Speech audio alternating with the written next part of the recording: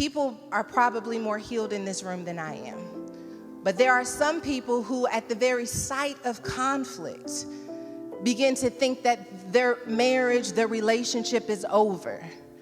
You would never know this, though, because they are so conflict averse, that they are so conflict avoidant, that even at the very sign of conflict, they just swallow it, tuck it underneath the rug, and never address it, because there is a fear that conflict means that there will be destruction. We never really talk about the reality, though, that just because I don't have conflict with you verbally doesn't mean that the conflict doesn't exist. Unacknowledged conflict is not invisible. It's still existing somewhere. It just exists within you, whether the other person knows it or not.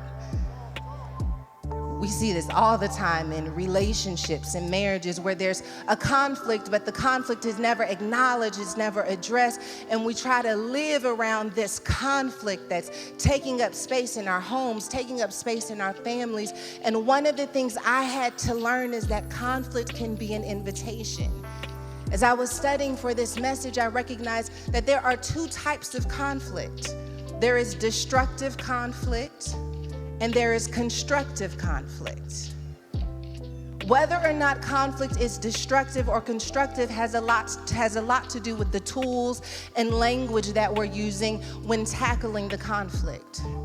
And so once I got to a place where I began to realize that not all conflict has to be destructive, we were able to blend the family beautifully.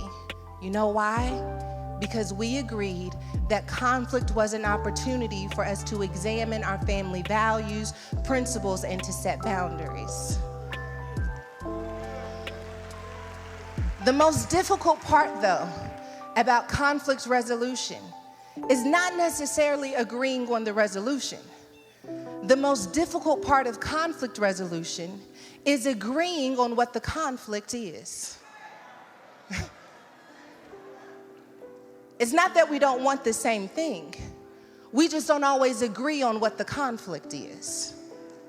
And we had to wrestle and talk and communicate to get to a space where we agreed on what the conflict is. Because as long as there was no agreement on the conflict, there was no strategy on how to tackle whatever was in front of us. This isn't just in friendships or in relationships, even at work. If we don't agree on what the conflict is, then we don't have creativity on how to tackle it. Because you think the issue is one thing, I think the issue is another thing, and as a result, we are at a stalemate. The division and where the conflict resides is how many things begin to deteriorate. This is how the enemy exploits our weaknesses. It's not the conflict that the enemy uses. It's the division about what the conflict is that the enemy uses. You see, we can have conflict if I know we're on the same team. We can have conflict if I know that we all want the same things and we're going to tackle it with the same energy. But when we do not agree on what the conflict is, then we have a real issue, because you don't see me and I don't see you. And when I cannot be seen and I cannot be heard, then we cannot combine our strength. We cannot combine our anointing. We cannot combine our gifts and talents to go after the resolution we need. So I have to see conflict as an invitation for sure, but then I have to be willing to do the work to make sure that we have agreement on what the conflict is.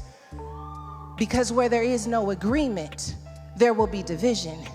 And where there is division, there will be destruction. There would be moments where we would have conflict with the children. We wouldn't address the conflict with the children. We'd go and huddle with one another, because we got to make sure that we have agreement on what the discipline should be. We got to make sure that we have agreement on what's right and what's wrong. And then once we have agreement, we can build this family, because we're going to set the tone on what is acceptable in our family. So we got to be in agreement. If you're going to build the ministry, you got to be in agreement. If you're going to build the marriage, you got to be in agreement.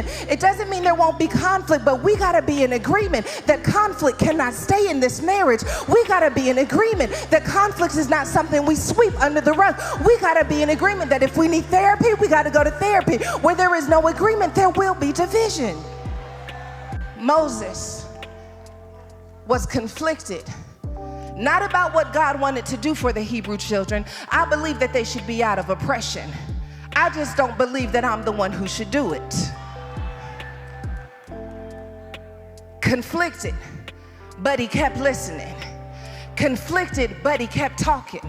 And the more that he kept listening and the more that he kept talking, the more that God could give him to empower him to move into what God had called him to do.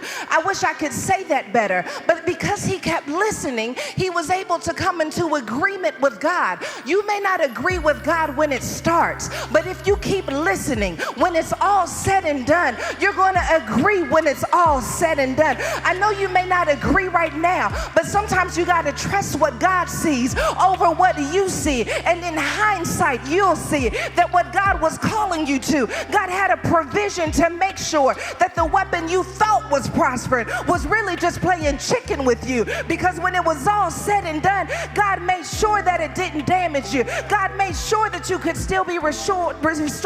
God made sure that you still made it to the other side. You got to keep listening.